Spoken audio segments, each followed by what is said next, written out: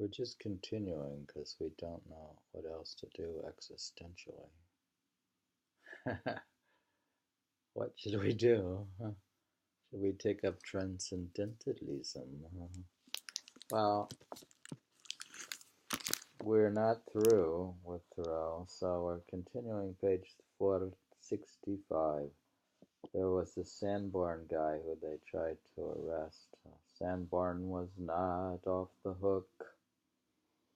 A new warrant was issued for his arrest for assaulting federal officers, and for several days he avoided his house, rotating among his neighbors for shelter, including a night at Mary Mann's next door and another at Thoreau's around the corner.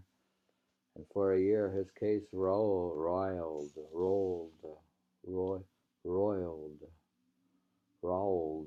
through the Senate till the secession of South Carolina rendered it moot. It's funny, how'd that happen? Oh, South Carolina.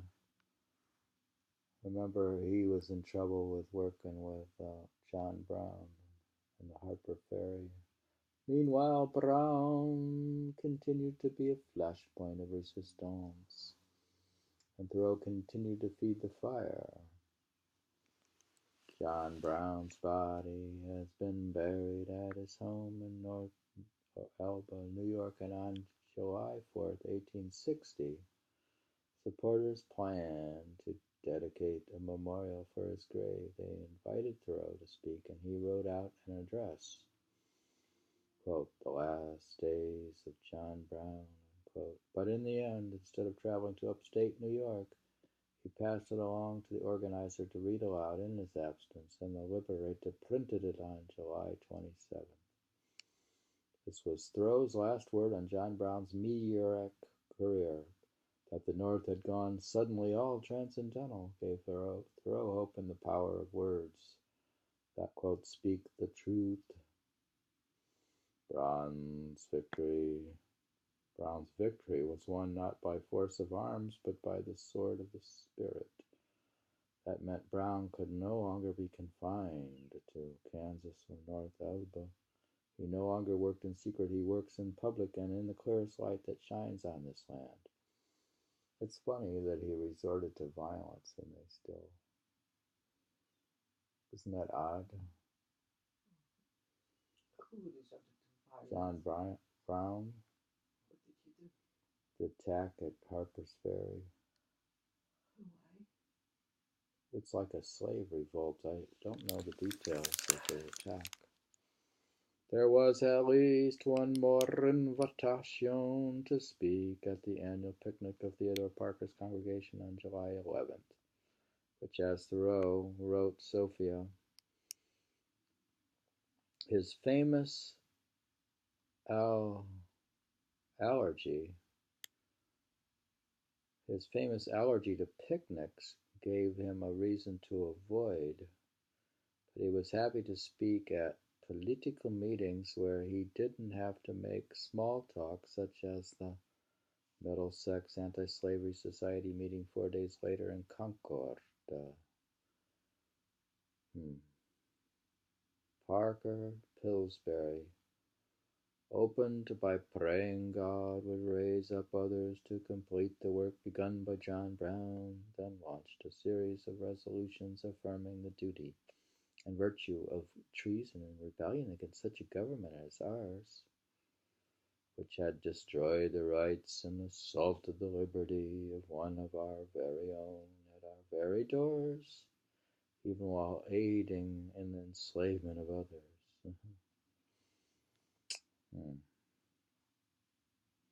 After Thoreau, Alcott, and a few others spoke their minds, the very spicy resolutions were unanimously adopted. Pillsbury made a point of condemning Senator Sumner for his support of Abraham Lincoln, by then running for president on a platform too moderate for the radicals.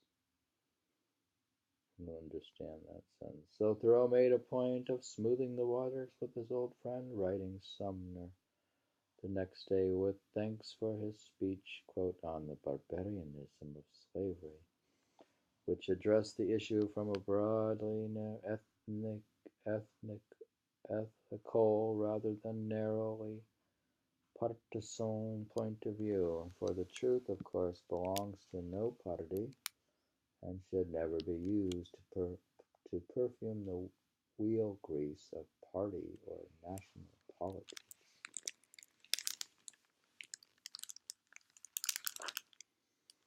It was hard in this climate for Thoreau to talk about anything else. That August, when a callow William Dean Howells turned up at his door, the young man's glowing admiration for his hero barely survived. Thoreau's appearance, a quaint stump figure of a man in unfashionable clothes with a noble face, tossed hair, a distant eye. He wasn't a fashionable dresser, and a nose that failed, despite its aquilinity,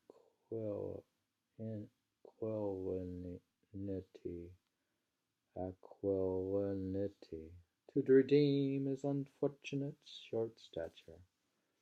He was quite an activist all his life. Everything he did was like an Activist. Hmm. I guess. I don't know. Hmm. Well, I always thought that the slavery would have been abandoned without warfare. Just by it. I would replace it with a cotton gin, the cotton pickel. Thoreau once remarked that he didn't know how to entertain a visitor who didn't walk, and unfortunately Howells planted himself in the parlor, seated.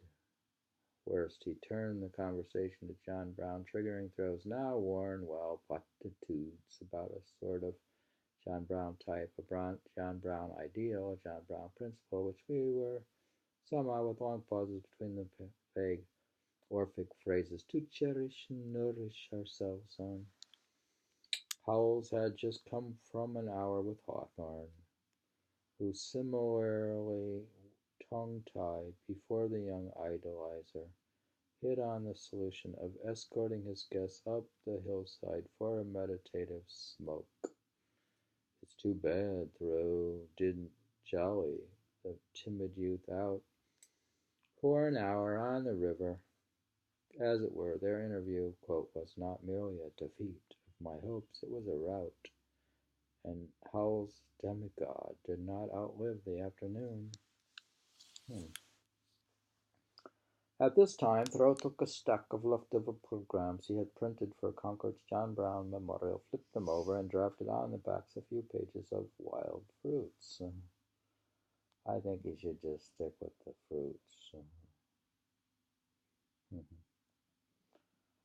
For months he had been searching for a structure. Late in March he tried out one idea, quote, the story of March, unquote, from the moment when sleigh bells gave way to horse carts, to the slush, to the brown season when the earth is the color of a teamster's coat, or his own worn coat, brown with a little green to it that concealed him from landowners and allowed him to approach wild animals. He gave it up. There is no the story of March. Every March tells a similar story, but no two tell the same story. He realized the solution was there in his journal. A whole decade of marches, each one similar but different, with every phenomenon carefully noted and dated.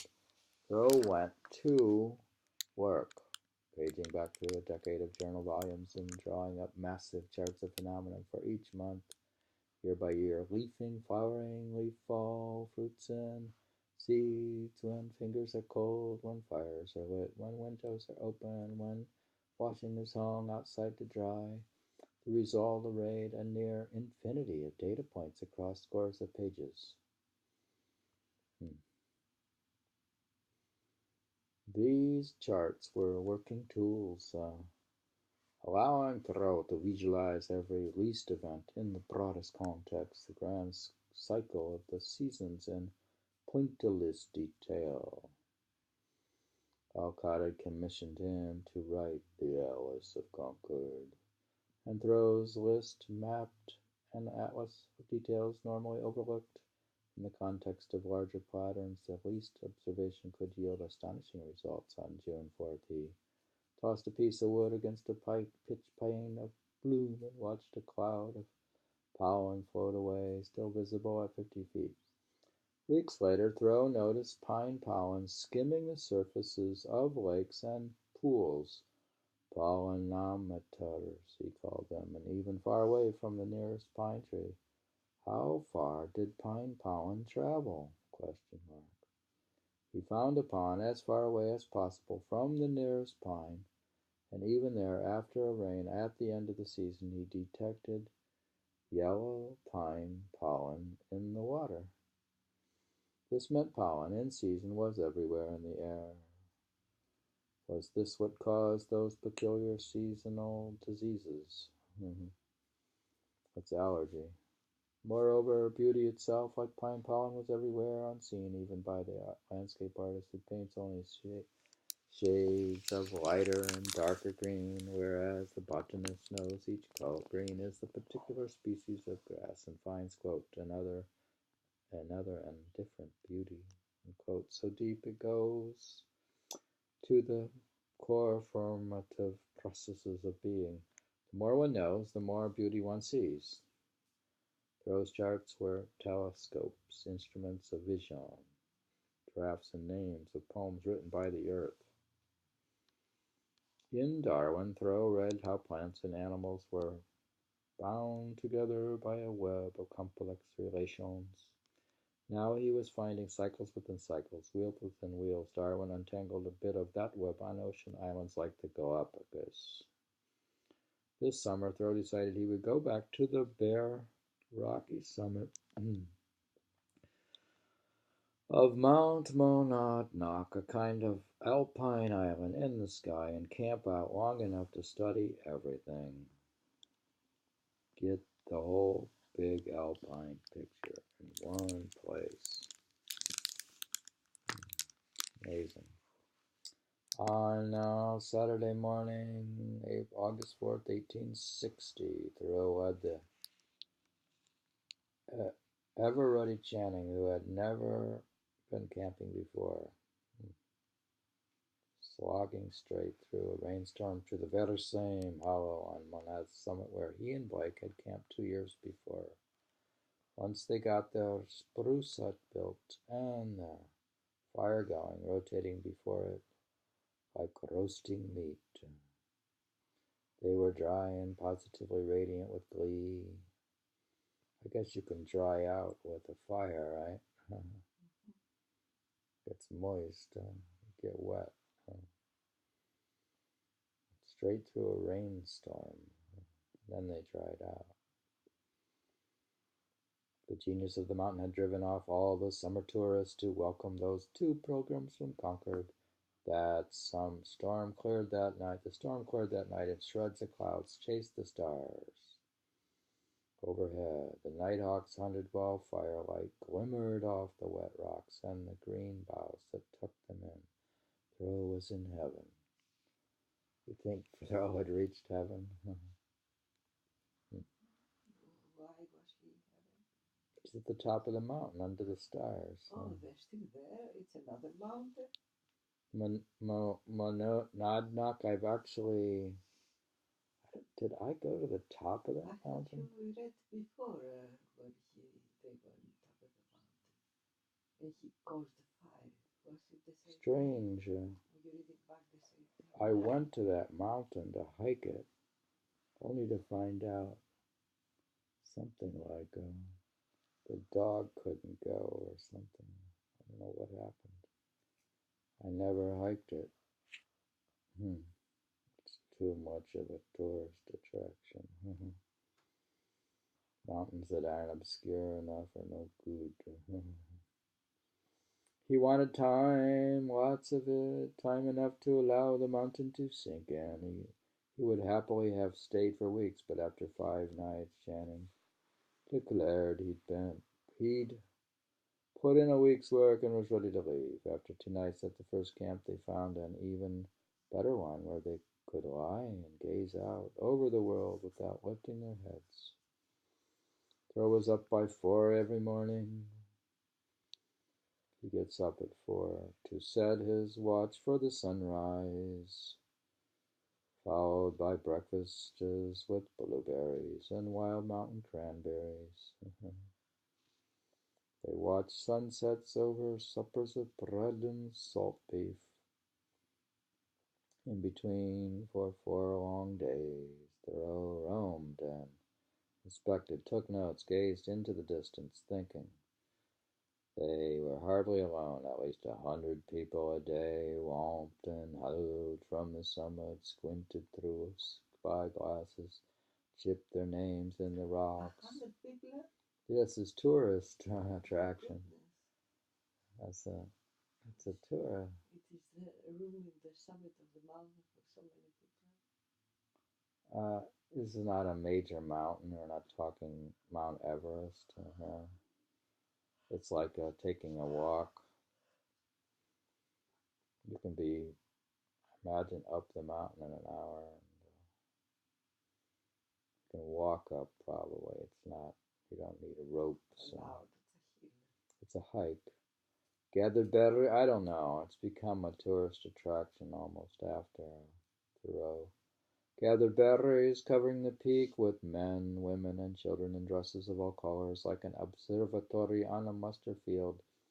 I suppose it's close to like Boston or something. It's like the first mountain or something. So it gets a lot of tourists. Thoreau's notes go on for more than 25 pages, scores of plants from trees to grasses to lichens, birds, both visiting and resident mammals, only 2 rabbit droppings and porcupine skull, insects, frogs, and people, of course, and their ways of making the mountain their own. Thoreau mapped the summit, studied the bogs, and decided which rivers drained out of it. He sketched the rocks and described their glacial grooves, aligned so precisely northwest to northeast they could have steered him in a fog.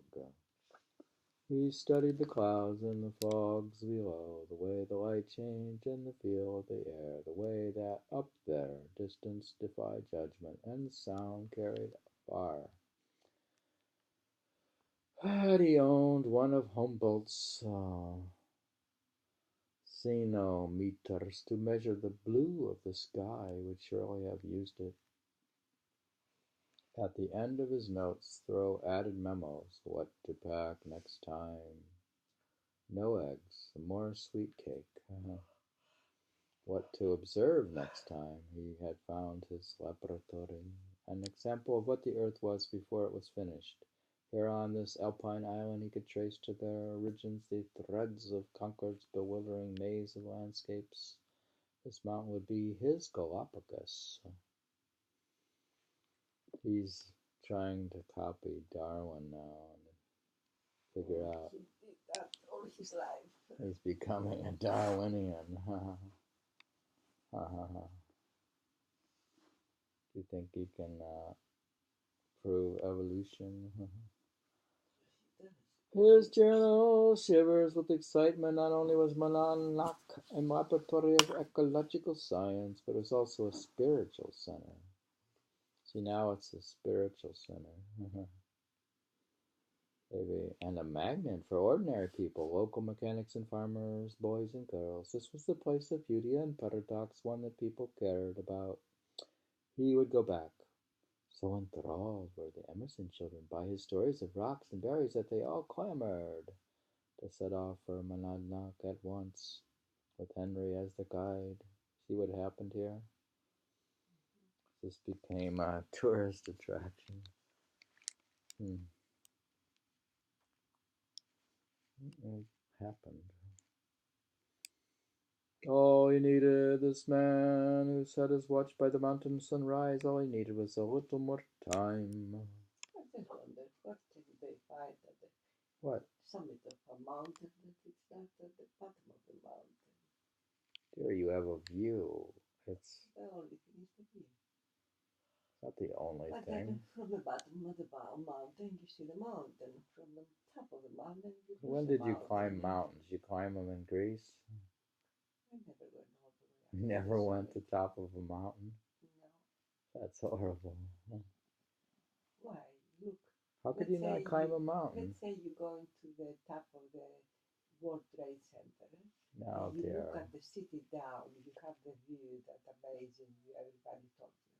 Well, what's the value of a hike, you know? And then you are down below the building and you look at the building. It is more awesome the building from the bottom to look at it than from the top. So maybe climbing is like symbolic of. The mountain is beautiful. It's a process of going up and down. It's a goal. I don't know. You're describing what's the meaning of mountain climbing. I guess people like to see far away. Well, and from the top you can see far away. They like it's going up. Do you like to go up? Not necessarily. You want to go down. Wherever it's right. Thoreau returned to Monadnock. The air is cleaner and it's got a feel to it, and it's a changing elevation. Thoreau returned from Monadnock, ready to write. They say, like spiritual people should be up in the mountains.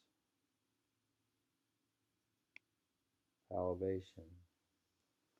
Thoreau returned. It's cooler also in the summer. Returned from Monadnock, ready to write. The Concord Farmers Club had devoted its last spring meeting to forest trees, and in the lively discussion that followed, they agreed they needed a more accurate knowledge of trees. Some questions were easy, like how to tell the different species of pines and maples apart, but there were harder questions too. Quote, we will find a succession of different trees grow on the same soil. If we cut off pines, oaks will come up. If we cut off oaks, pines will follow, except on some soils when oaks follow instead. Odd that, they argued. Should one prune forest trees, replant the forest, or let them seed in naturally? Such questions were so ubiquitous that Darwin could confidently state, everyone has heard that when an American forest is cut down, a very different vegetation springs up. But why? Reading Darwin, then hearing the question resurface at the Farmers Club, put Thoreau on the alert. He knew why. He'd figured it out in 1856. On September 1, he wrote it up. The missing piece was the seed. Since we don't associate great trees with little seeds, we hardly bother to think about them, but the time will come when this regular succession will cease and we shall be obliged to plant, as in England and Germany. The organizers of the Middlesex County Agricultural Fair announced their annual honorary speaker would be Henry Thoreau, and his topic would be the succession of forest trees. Very intelligent. It seems they had the example of the Europeans, so they should do better. Remember how isn't man supposed to be a caretaker of the earth? And what's the Bible saying? Do you take care of it or wreck it? What is man's role? You don't need Bible to tell you that. You need Is he supposed to wreck everything? you need the trees. You need the trees for the fruits first. That's everybody knows. Is he the caretaker of the earth? Or does he just do what he wants? He's very involved.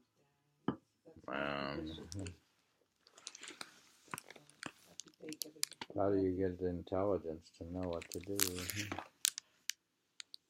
Thursday, September 20. 1860 turned out wet and stormy, a terrible day for the county fair, which raised everyone's general hilarity and made the damp, slightly inebriated crowds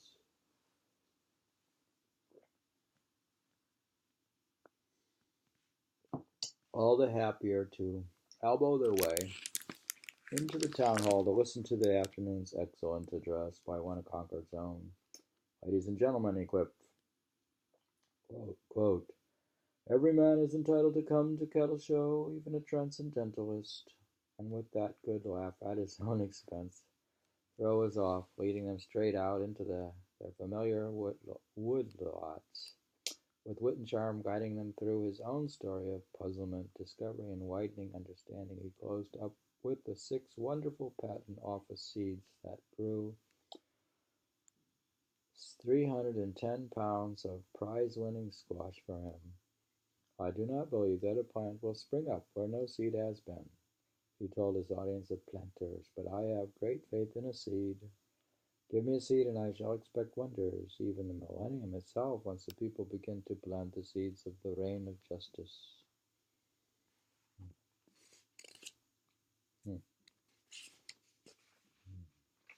It goes on and on. Thoreau's old professor, Cornelius Felton, now president of Harvard, stood up to applaud his former student, who he'd once said was too pertinaciously odd to amount to much, and to urge upon them all a higher culture as a means of still greater advancement. The Society's president, George Boutwell, the former governor of Massachusetts and the current secretary of the state's Board of Education, congratulated them all on hearing an address so plain and practical, yet showing such close observation. Thoreau, he admonished, was a model they all should follow. If they would exhibit a little of the spirit shown by Mr. Thoreau in his experiments and researches, they could greatly benefit themselves and the whole community. Thoreau came down from the mountaintop, had found his new audience.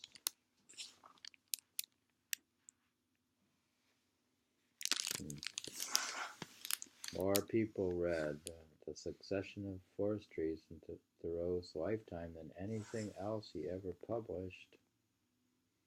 Horace Greeley printed it immediately in the New York Weekly Tribune, and it was reprinted widely across the country. No doubt Greeley cocked an eyebrow when the author asked him to return the manuscript. Quote, it is a part of a chapter on the dispersion of seeds. A new book by Thoreau. Greeley, a weekend farmer himself, got ready to give it the same publicity bump he arranged for Walden. He wrote Thoreau a long, lively letter arguing he must be wrong. Only spontaneous generation could account for the sudden appearance of, say, fireweed on burned-over land where no fireweed grew for miles. Thoreau wrote a detailed and pointed reply, and Greeley ran them both in his newspaper, stoking the fire of a good national controversy. For in the row over Darwin's Origin of Species, this debate was a terrific copy. Better still, at the very moment when the fact of mass deforestation was troubling landowners, farmers, and the general public from Maine to Minnesota, Thoreau's new work not only answered their plain and practical concerns, but turned such matters of concern towards the higher culture called for by the President Felton. It's about higher culture. Why doesn't he think about the soul?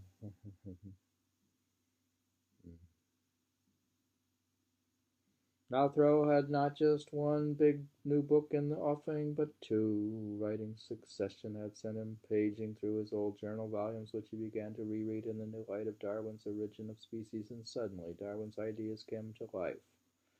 Thoreau hurried back to the woods with a new set of questions.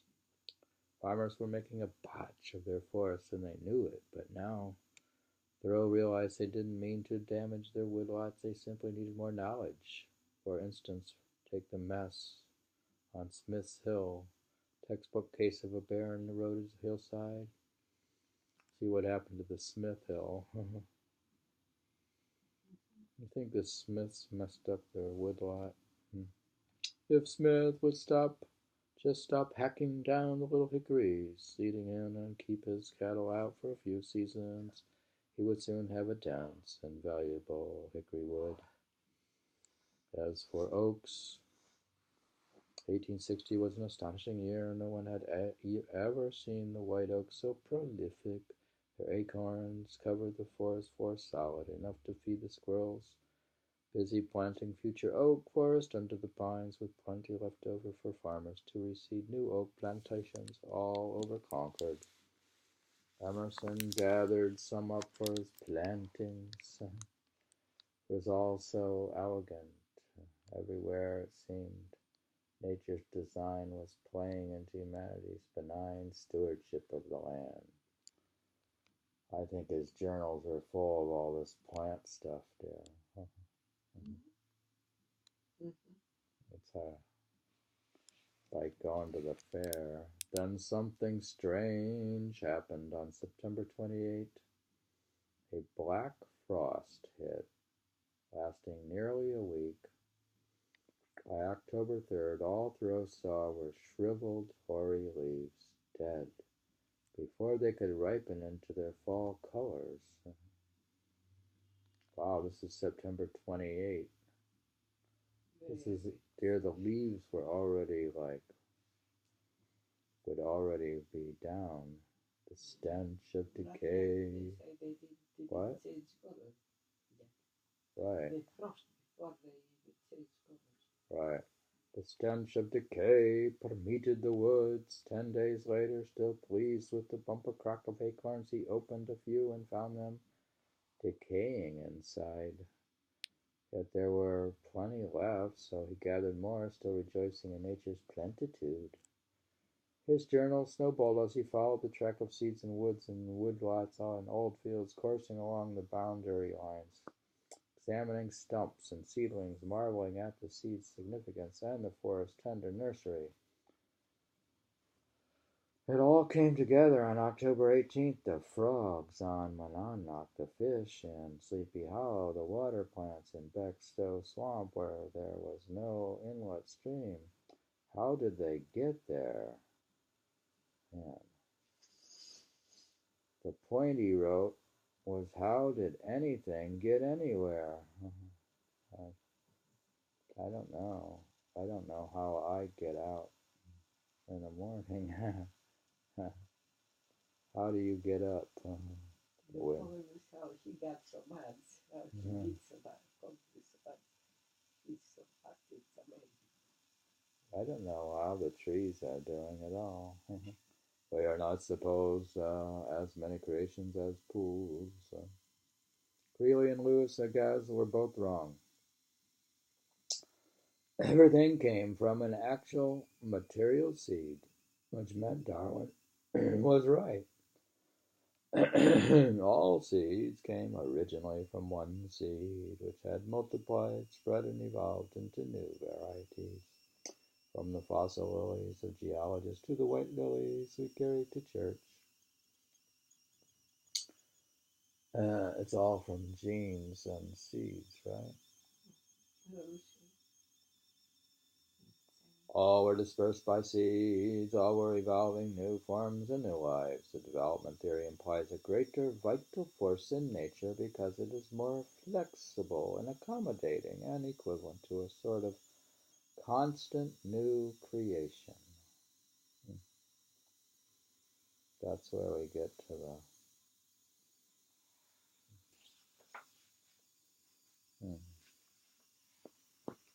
I'm going to go out and fight the battle of the tennis court. I'm not worried about the trees.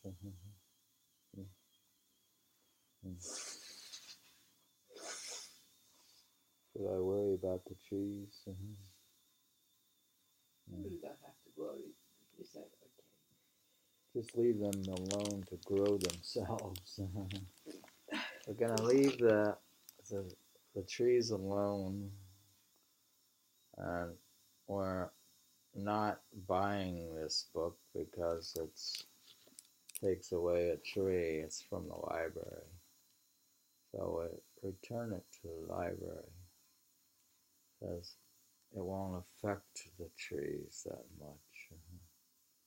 Because this is a library book, and I wouldn't want to lie to you about that. So I got the book from the library. Yeah, but you're not supposed to I'm not going to lie about it. Paper you wasting a lot of paper. Well, when I claim that I have this book, I would be lying when I really got it from the library. You have other books. How many books do I have? You have all those note papers that you wasted all over. I'm a hardcore, ultra decluttered KonMari declutterer. And I'm getting rid of books. You're okay, you're not too bad. Do I have under 200 books? I used to have 10,000 or something. So imagine all the trees you killed. I have 65 libraries in Queens alone. I have 65 libraries, so. We were reading a library book. I wouldn't want to lie to you about it, so. Everything I say could be considered a lie because this is from the library. Alright, so end of reading Thoreau, reading today with the new creation of this tape.